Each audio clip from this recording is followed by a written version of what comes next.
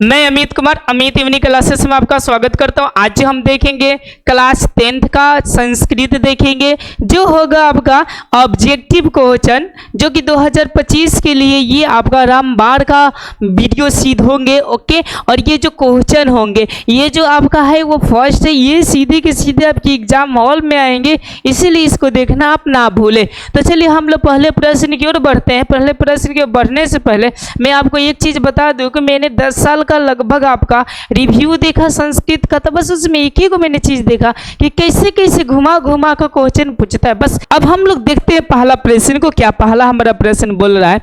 जैसा कि आपको पहला प्रश्न यहाँ पर दिखाई दे रहा है, ओके, कि लाता ऐसा।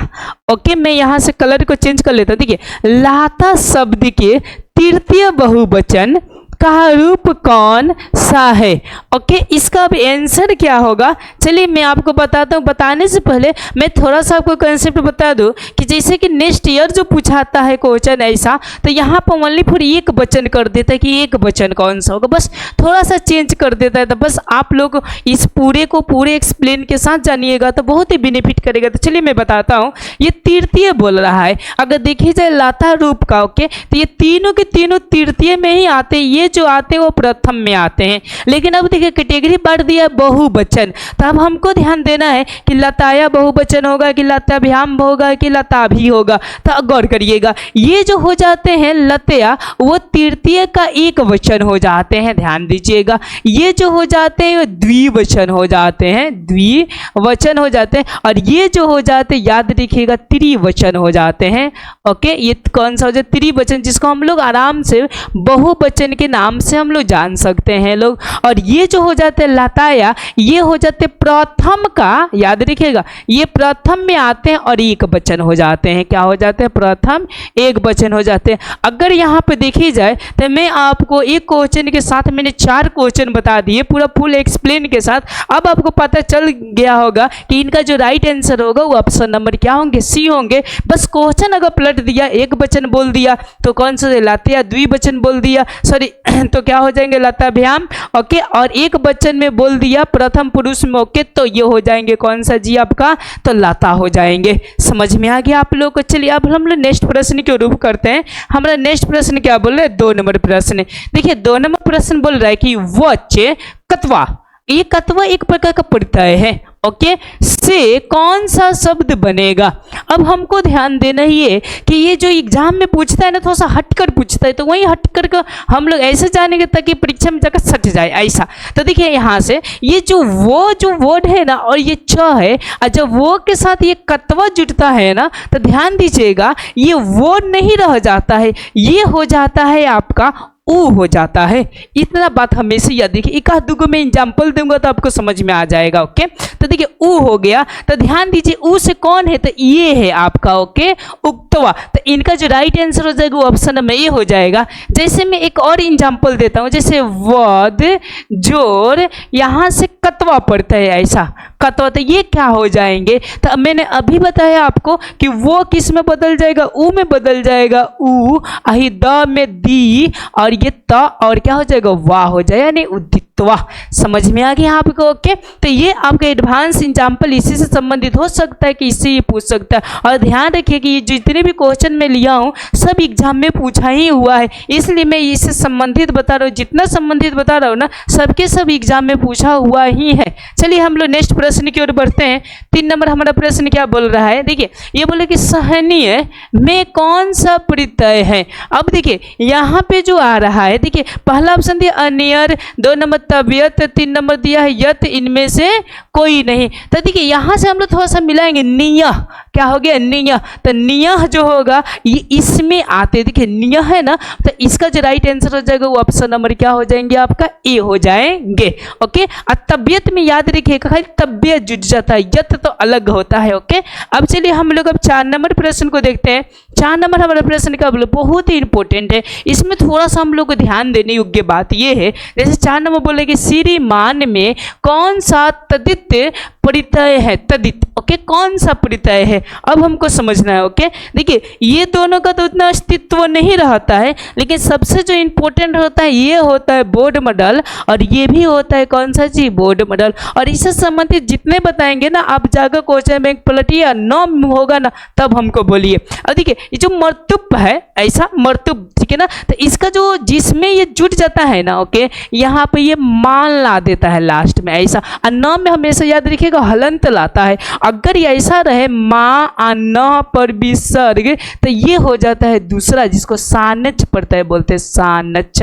ऐसा कर कर कौन सा प्रत्यय बोल दिया जाता है, सानच, ध्यान दीजिएगा। अब मान में आ जाएगा ना, ओके, तो ये हो जाएगा मर्तुप। कौन सा हो जाएगा, मर्तुप। जैसे कि मैं एक और एग्जांपल देता हूँ, जैसे कि यहाँ पर दे दे आपका बुद्धिमान, ऐसा कर कर दे दे, ओके, बुद्धिमान कर कर ऐसा दे दे, तो ये कौन सा प्रत्यय आ जाएंगे आपका, मर्तुप आ जाएंगे। जैसे शक्तिमान दे दे, ऐसा ध्यान दीजिएगा, शक्तिमान ऐसा दे दे, ओके, तो यहाँ पर हमेशा क्या आ जाएगा, हलंत आ जाएगा, तो ये कौन सा हो जाएगा, मर्तुप हो जाएगा। अब देखिए थोड़ा सा तल के बारे में बता देते, जो कि आगे आपको प्रश्न मिलेंगे। जिसमें तल जुट गया, याद रखिए लास्ट में ता जोड़ देता है। अब ध्यान दीजिए, मैं एक एग्जांपल आपको देता हूं, जैसे कि मित्र, आप प्लस में अगर दे दिया तल, ऐसा, ओके, तो ये हो जाता है कौन सा चीज, मित्र हो जाता है। समझ गए आप लोग, ओके, जैसे छात्र में तल दिया तो छात्रता हो जाएगा। ओके, समझ में आ गया आप लोग। ओके, तो ये आपका जो क्वेश्चन है वो कैसा है जी, बोर्ड मॉडल है। एंड इनका जो राइट आंसर 4 नंबर के दिखी जाए तो ऑप्शन नंबर कौन सा हो जाएंगे आपका, बी हो जाएंगे। चलिए हम लोग नेक्स्ट प्रश्न की ओर देखते हैं। ओके, हमारा 5 नंबर प्रश्न क्या बोल रहा है, ये बोले कि लैकिक में कौन सा प्रत्यय है, लैकिक में कौन सा प्रत्यय है। तो देखिए यहाँ पर अगर क और विसर्ग रहे, इसकी पहचान नहीं होती है। क अगर विसर्ग रहे तो ये हो जाते हैं आपका इक में आ जाते हैं। किस में आ जाते हैं आपका, इक। ओके, समझ में आ रहा है। ओके, ये आँख अलग हो जाते हैं, थक, ये सब अलग अलग हो जाते हैं, जो कि आगे आपका आएगा तो मैं बताने का कोशिश करूंगा। चलिए हम लोग अब 6 नंबर प्रश्न को देखते हैं। इसमें मैं इमेज के साथ लाया हूं ताकि आपको बहुत से बहुत बेहतरीन तरीका से समझ में आ जाए। देखिए ये बोले कि कालिदास ने किस नदी का वर्णन किया है। ओके, देखिए ये है कालिदास हमारे, ठीक है ना, जो कि आप लोग प्रसिद्ध कहानी सुने हैं लोग इसका, ठीक है ना। और ये वाला आप लोग देख रहे हैं कि इस नदी का ये वर्णन किया, तो कौन सा नदी थी, तो ये थी गंगा। गंगा को हम लोग क्या बोलते हैं, तो मंदाकिनी नदी बोलते हैं। ओके, तो इनका जो राइट आंसर हो जाएगा वो ऑप्शन नंबर हो जाएंगे, बी हो जाएंगे। चलिए अब हम लोग 7 नंबर प्रश्न को देखते हैं। 7 नंबर क्या बोले, जैसे कि आपको दिखाई दे रहा है कि बूढ़े बाघ के, ये तो देखिए आपको मैं इमेज लिया हूँ, ये तो बुद्धा नहीं जवान दिखाई दे रहा है, माना कि बुढ़े बाघ है कि, ठीक है ना, मानने में किसी का बाप का नहीं जाता है। ओके, देखिए हाथ में क्या था, उसके हाथ में क्या था। ओके, तो देखिए यहाँ पर बोल रहा है सोने का कंगन, चांदी का कंगन, तांबे का कंगन, लकड़ी का कंगन। देखिए कहानी पढ़े होंगे, तो एक सरोवर के किनारे बैठ करके बुढ़ा गया था। ओके, तो एक कुछ से लेकर, एक्चुअली में कुछ था, लेकिन ग्राहक को क्या बोला था, जितने भी राही आ रहे थे बोल रहे थे सोने का कंगन लेकर चले जाइए। ओके, यानी इसका जो राइट आंसर हो जाएगा वो ऑप्शन नंबर क्या हो जाएंगे, ए हो जाएंगे, यानी ऑप्शन नंबर ए इनका राइट आंसर। अब चलिए अब हम लोग नेक्स्ट प्रश्न को देखते हैं। 8 नंबर हम लोग प्रश्न को देखते हैं। 8 नंबर हमारा प्रश्न क्या बोल रहा है, जैसे बोले कि दानवीर कौन था। देखिए आप लोग को दिखाई दे रहा है ये, और यहाँ पर देखिए ये व्यक्ति इनको दान कर रहे हैं। एक्चुअली में ये जो है वो इंद्र है, लेकिन ये ब्राह्मण के रूप पकड़ के आए हुए, जैसा कि आपने चैप्टर पढ़े होंगे तो आपको पता होगा। ओके, और ये अपना कवच और कुंडल क्या करें, दान कर रहे हैं, इनको कर रहे हैं ताकि युद्ध में ये लोग जीत सके छल कपट से। ओके, तो आखिर वो कौन थे, तो वो महान व्यक्ति जो थे वो कौन थे जी, आपके कर थे। अगर क्वेश्चन ऐसा पूछ दे ओके कि ब्राह्मण के रूप में कौन आए थे, तो याद रखिएगा वो आए थे आपके इंद्र आए थे। इससे संबंधित क्वेश्चन उठा सकता है। समझ में आ रहा है। चलिए अब हम लोग नेक्स्ट प्रश्न की ओर रुख करते हैं। नेक्स्ट प्रश्न है ईश्वर्य और अशिहुरता किसको उत्पन्न करते हैं। ईश्वर्य का मतलब आप लोग समझते हैं कि अंदर जलन। ओके, और अशिहुरता के मतलब कि कोई बातें न सहना, कौन सा उत्पन्न करते हैं। देखिए शांति तो कभी नहीं करेगी। ओके, ये करेगा अशांति। कौन करेगा जी, अशांति। जैसे कि आपको दिखाई दे रहा है कि इधर इधर कोई अगर सह नहीं पाएगा, मान लेते 2 बात मैंने आपको बोल दिया, आप 2 बात बोल दिया, हम भी सह गए, वो भी सह गया, तो मामला यहीं पर समाप्त हो गया। अगर ना सहा तो समझिए कि हेतियर हो गया। ओके, तो आप लोगों को समझ में आ रहा है है। ओके, इसका जो ऑप्शन नंबर हो जाएगा बी हो जाएगा। अब चलिए अब हम लोग 10 नंबर प्रश्न को देखते हैं। 10वां मेरा प्रश्न क्या बोल रहा है, जैसे कि आपको दिखाई दे रहा है, क्रम कांड का वर्णन करने वाले ग्रंथ कौन है? क्रम कांड। ओके, आप लोग को दिखाई दे रहा है, क्रम कांड का मतलब समझ सकते हैं कि पूजा पाठ करने वाला। ओके, ग्रंथ कौन सा है? तो वो जो ग्रंथ है जिसको हम लोग बोलते हैं कल्प बोलते हैं। क्या बोलते हैं जी? कल्प बोलते हैं। ओके, चलिए नेक्स्ट प्रश्न की ओर हम लोग रूफ करूँ। ओके, ऑप्शन नंबर बी हो जाएगा। अब देखिए अब हम लोग नेक्स्ट प्रश्न देखते हैं, अलिखित किस लकार का रूप है ऐसा? ठीक है ना, किस लकार का है? अब ध्यान दीजिएगा, एक दिया है लट लंग विभिद और लोट। ओके, इससे बहुत सारे प्रश्न पूछते हैं, इसीलिए इनके बारे में मैं एक्सप्लेन कर देता हूं। ये जो लट लकार होते हैं ये वर्तमान काल को शो करते हैं। इसमें जो चलता है, एक और लाइन लिख देते हैं, तीता अंति सीता था, तीता अंति चलता है। ध्यान दीजिएगा, मैं यहाँ पर थोड़ा सा विस्तार कर रहा था कि आपको समझ में आ जाए। लंग लकार जो होते हैं वो भूतकाल होते हैं। क्या होते हैं? भूतकाल, जिसमें होता है त ताम अन, त ताम अन। अब देखिए, अब इसमें जो लिखी जाती है, ओके, त ताम अन में एक को लिख रहा हूं क्योंकि पूरा लिखूंगा तो टाइम ज़्यादा जाएगा। हाँ, इसमें कोई भी रूप चलाया जाता है तो अ लगा कर चलाया जाता है, अ लिखी तो ऐसा कर कर। ओके, आपको अब समझ में आ गया होगा कि लंग लकार ही आपका अलिखित है। अगर ना पूछ दे ओके तो समझिए कि वो भी है। और ध्यान दीजिएगा, जिसमें अ लगाकर ज़्यादातर पूछता है और धातु रूप लगाता है वो अधिकांश जो होते हैं 99% वो कौन से लकार होते हैं? लंग लकार होते हैं। आपको बेहतरीन से समझ में आ रहा है। चलिए अब हम लोग नेक्स्ट प्रश्न की ओर बढ़ते हैं। 12 नंबर देखते हैं। 12 नंबर हमारा क्या बोल रहा है प्रश्न? 12 नंबर बोल रहा है कि पचेत किस धातु का रूप है? जो पचेत जो वर्ड है, ओके, वो किस धातु का रूप है? तो याद रखिएगा, आप लोग को दिखाई दे रहा है कि ये कौन सा हो जाएगा जी? आपका पच हो जाएगा। इसका जो राइट आंसर हो जाएगा वो ऑप्शन नंबर ए हो जाएगा। अब चलिए अब हम लोग 13 नंबर प्रश्न को देखते हैं। 13 नंबर क्या बोल रहा है? ओके, देखिए, अकुर्वन, ओके, में कौन सी धातु है? अकुर्वन में कौन सी धातु है? ओके, तो ये जो धातु है याद रखिएगा क्रू है, ऐसा कर कर। ओके, क्रू, ठीक है ना। ये थोड़ा सा डाउट है, थोड़ा सा माई मिस्टेक, लगभग थोड़ा सा गलत हो गया, कुछ ऐसा कर कर होना चाहिए, देख लीजिएगा थोड़ा सा। ओके, ऐसा, ठीक है ना। तो इसका जो राइट आंसर हो जाएगा वो ऑप्शन नंबर क्या हो जाएंगे? आपके बी हो जाएंगे। अब देखिए, यहाँ पे ये न आया है और यहाँ पे ये अ आया है। अगर यहीं पर बदल ऐसे पूछ दे कि ये कौन सा लकार का है तो क्या नहीं बता सकते? क्योंकि अ आया है तो ये कौन सा लकार है? लंग लकार। ओके, अब चलिए हम लोग नेक्स्ट प्रश्न की ओर बढ़ते हैं। 14 नंबर क्या बोल रहा है हमारा प्रश्न?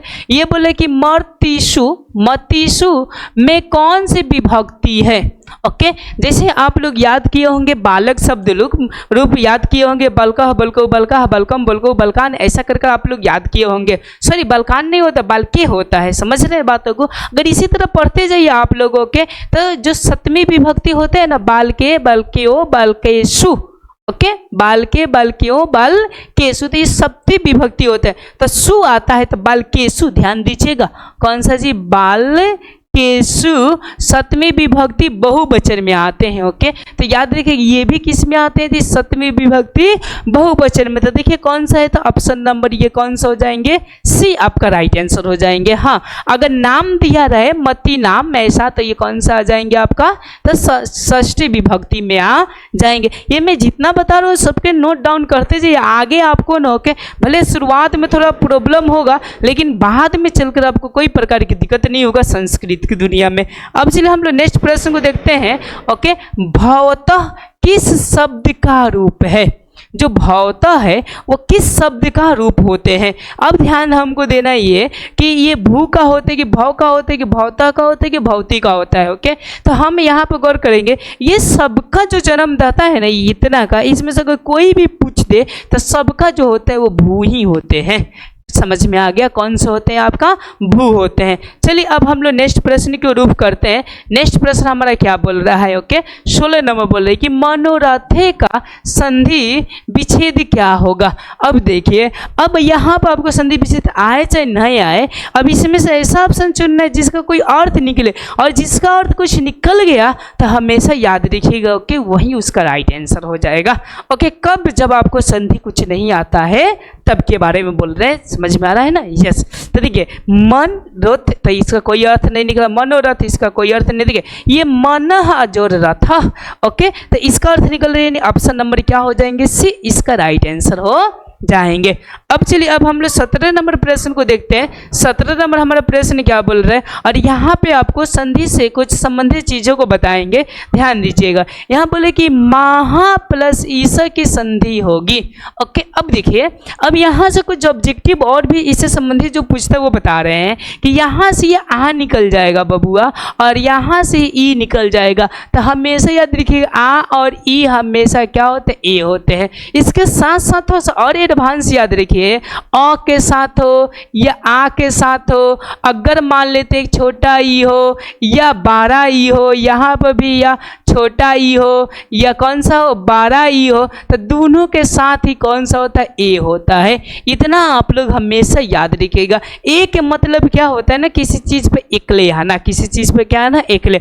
अब इसमें देखिए किस में आया, ओके, तो देखिए हई माहेश तो वर्डिंग गलत है, ये महाइस तो वर्ड ये भी वर्डिंग गलत है। देखिए ये देखिए एकले आया है एगो, ओके, तो ये हो गया आपका कौन सा जी, राइट आंसर महेश, यानी ऑप्शन नंबर क्या होंगे, बी होंगे। और ये जितना आपको मैंने बताया यहाँ तक, यहाँ का, ओके, इसको आप लोग याद रखिएगा तो अति उत्तम रहेगा। अब चलिए अब हम लोग 18 नंबर प्रश्न को देखते हैं। देखिए आएंगे आपका, जैसा कि मैंने वहाँ पर बताया, अ हो चाहे आ के साथ ई हो चाहे बड़ा ई हो, तो सभी के साथ में क्या होता है, ए होता है। तो देखिए अ ई के मेल से कौन सा नया वर्ड बनेगा, ऐसा, ओके, अ और ई से तो कौन सा बनेगा, तो हमेशा याद रखिएगा कौन सा बनेगा, तो ए बनेगा। इसका जो राइट आंसर हो जाएगा वो ऑप्शन नंबर क्या हो जाएंगे, बी हो जाएंगे।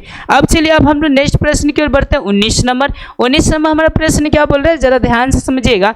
ये बोले कि भाग्योदय माने भाग्योदय में कौन सी संधि है। अब देखिए मैं यहाँ पे थोड़ा सा तोड़ता हूँ, और तोड़ कर इसमें से भी कुछ ऑब्जेक्टिव जो बढ़िया क्वेश्चन है वो आपको बताने की कोशिश करता हूँ, ओके। तो देखिए ये हो जाएंगे भाग्य, और प्लस यहाँ से जो वो है ना, ओके, यहाँ से ऊ निकल जाएंगे यानी उदय हो जाएंगे। देखिए मैं संधि विच्छेद भी कर दिया, ताकि कभी संधि विच्छेद भी पूछे तो आप लोग बता सकते हैं। देखिए अब ये ओ कैसे हुआ, तो यहाँ के अ हो गया और यहाँ के ऊ, अ प्लस ऊ इक्वल टू, याद रखिएगा क्या होता है, ओ होता है। ये क्वेश्चन कितने बार पूछ भी दिया कि अ प्लस ऊ बराबर क्या होता है, तो हमेशा याद रखिए क्या होता है, ओ होता है। तो ये कौन सी संधि होती है, तो याद रखिएगा ये जो संधि होती है जब अ के साथ में ऊ, बारा ऊ ये सब जुटे तो ये गुण संधि होती है। और जब अ के साथ खुद ही जुटे, अ जुटे, ओके, चाहे ई के साथ ई जुटे, बड़ा ई जुटे, तो ये दीर्घ संधि होती है। समझ में आ रहा है आप लोग को, ओके। और इनमें उल्टा प्रोसेस हो जाता है। उल्टा का मतलब समझे, जैसे कि हो जाता है ऊ प्लस, सॉरी यहाँ से ऊ प्लस यहाँ से अ हो जाता है इक्वल टू व हो जाता है, य हो जाता है, ऐसा करके, ओके। देखिए ये एक्चुअली मान नहीं बोल रहे, मतलब वो या क्या हो जाता है, य हो जाता है, यानी उल्टा हो जाता है, ओके। वृद्धि संधि में भी लगभग वही होता है, ओके, थोड़ी सी अंतर होती है, जो कि आगे चलकर पूरा का पूरा एक्सप्लेन आपके समक्ष कर दें, क्योंकि एक्सप्लेन पूरा करेंगे तो जानते क्या होगा, टाइम ज़्यादा लगेगा। जैसे जैसे आते चलेगा मैं 2-4 को इससे संबंधित बताते हुए आगे बढ़ते चला जाऊंगा, नहीं तो ऐसा पता चलेगा कि मैं एक्सप्लेन करते गया तब तक बच्चे वीडियो छोड़कर भागिए गए। अब देखिए यहाँ से बोले कि लंबोदर में कौन सा समास है, लंबोदर, ओके। लंबोदर का मतलब आप लोग समझिए ध्यान से, ओके। लंबोदर के मतलब क्या होते हैं, ओके। तो देखिए ये एक्चुअली में देखा जाए तो किसको बोला जाता है, तो गणेश जी को कहा जाता है, ओके। तो क्या इनका अर्थ निकल रहा है, तो अर्थ न निकले, कोई दूसरा अर्थ निकले, तो उसको हम लोग कौन सा समास कहते हैं, यस, बहुव्रीहि समाज कहते हैं, बहुव्रीहि। अब थोड़ा थोड़ा इन लोगों के बारे में भी बता देते हैं। क्रमधारय में क्या होता है ना, अगर बीच में कर्ता हो, विभक्ति जैसे कि कर्ता ने क्रम को करण से, ये सारी चीजें होती है, ओके। तो वो कौन सा हो जाता है, क्रमधारय हो जाते हैं। फॉर एग्जाम्पल बता देते हैं, जैसे कि ऐसी राजपुत्र, कौन सा जी, राजपुत्र, अगर इसको तोड़े तो राजा के पुत्र, क्या, राजा के पुत्र, ओके। अब ध्यान दीजिएगा यहाँ पर काके की हो जाएगा तो ये क्रमधारय हो जाएगा। द्वंद्व में हो जाएंगे बीच में हाइफन, जैसे कि चाचा चाची, ऐसा चाचा, और क्या हो जाएंगे जी आपकी चाची हो जाएंगे। तो ये हाइफन जो होता है वो द्वंद्व का अति दर्शाता है, और जिसमें कुछ संख्या का बोध होता है वो किनको दिखाता है, द्विगु का। जैसे दासानंद, दासानंद का मतलब समझ सकते हैं, जिसके 10 गो क्या हो, मूरी हो के जिसको रावण बोल दिया जाता है। ओके, तो दासानंद हो गया। त्रिकोणमिति हो गया, त्रिभुज हो गया, जिसमें अंक का बोध हो तो वो हो जाते हैं कौन सा जी, द्विगु। वो जो हो जाते हैं वो हो जाते हैं आपका द्विगु समास हो जाते हैं। अब चलिए अब हम लोग नेक्स्ट प्रश्न की ओर देखते हैं। ओके, एक ही समय हमारा प्रश्न बोल रहा है कि सबसे बड़ा शस्त्र कौन है। ओके, सबसे बड़ा दुश्मन कौन है इसमें से। ओके, देखिए क्षमा तो अच्छी बात है, किसी को क्षमा कर दीजिए। हाँ, क्रोध नहीं करना चाहिए, लोभ भी नहीं करना चाहिए, लेकिन ये दोनों का बाप निकलता है आलस्य। आलस्य कौन निकलता है, दोनों का बाप आलस्य। जैसे कि आपको दिखाई दे रहा है ओके कि ये स्वीट गर्ल है जो कि क्या करी है, सोई हुई है। ओके, कितना जगाया जाता है तो जगती नहीं थी, आलस्य। क्या है जी, आलस। ओके, तो इसका जो राइट आंसर हो जाएगा ऑप्शन नंबर क्या हो जाएंगे आपका, बी हो जाएंगे। कोई प्रकार की दिक्कत होगा तो आप लोग बोल सकते हैं। अब चलिए अब हम लोग नेक्स्ट प्रश्न क्यों देखते हैं। 22 नंबर हमारा प्रश्न क्या बोल रहा है, ये 22 नंबर जो बोल रहा है वास्तविक आलसियों की संख्या कितनी थी। मतलब कि ये जो आलस पाठ है ओके, जिसको रचयिता है विद्यापति, ये क्या किए था, कुछ आलस से संबंधित लिखे हुए थे। उसमें कितने वास्तव में मतलब क्या थे, आलसी थे, जो कि सच में आलसी कहलाते थे। तो वो मात्र उतने गोदाम में 4 को बचते थे। लो नमुन्ना पीस, कहीं आप लोग 4 को दोस्त नहीं है, यस नो है, यस वेरी गुड। चलिए आगे देखते हैं हम लोग। ओके, चलिए 23 नंबर प्रश्न को देखते हैं। देखिए मैंने अभी बताया कि आलस पाठ के कथा के कौन रचिता है, विद्यापति। देखिए विद्यापति का आप लोग को चेहरा दिखाई दे रहा है, ये हमारे है यानी दिव्यापति नहीं, विद्यापति ऐसा। ओके, ध्यान दीजिएगा। तो आलस्य कथा पाठ के रचयिता कौन है, तो याद रखिएगा हमेशा कौन है जी आपके, तो विद्यापति जी है। आगे चलिए, आगे हम लोग देखते हैं 24 नंबर प्रश्न को देखते हैं। ओके, 24 नंबर क्या बोल रहा है, ये बोल रहा है कि ऋग्वेद में कितने महिलाएं ऋषिकाओं का ऐसा वर्णन प्राप्त है। मतलब कि उसमें कितना ऋषिकाएं हैं, ऋषिकाएं के मतलब औरतें उसमें कितनी हैं, कितने का वर्णन है, तो याद रखिएगा आपका 24 का उसमें वर्णन किया गया है। अब चलिए हम लोग नेक्स्ट प्रश्न को देखते हैं। नेक्स्ट प्रश्न है कि शंकर रचयिता के रचनाकार कौन है। जो शंकर रचयिता के हैं उसके रचनाकार कौन थे। ओके, जैसे कि आपको यहाँ पर दिखाई दे रहा है इनका चेहरा। ओके, इनके जो आंसर हो जाएंगे आपका, ये आपके लिए मैं दे देता हूँ HW, और इसका जो मैं पार्ट 2 करूंगा ना, उसमें इस क्वेश्चन का आंसर बताते हुए हम लोग क्या करेंगे, पार्ट 2 जरूर करेंगे। इसका जवाब आप लोग कमेंट बॉक्स में जरूर दीजिएगा, मैं आपका बेसब्री से क्या करूंगा, इंतजार करूंगा। ओके, आपको मैं चेहरा दिखा दिया, बस आपको ये चारों में से कोई भी ऑप्शन को चूज कर बता देना है। थैंक यू, धन्यवाद। अगर ये वीडियो अच्छा लगे तो लाइक सब्सक्राइब अपने दोस्तों के साथ शेयर करना ना भूले। धन्यवाद।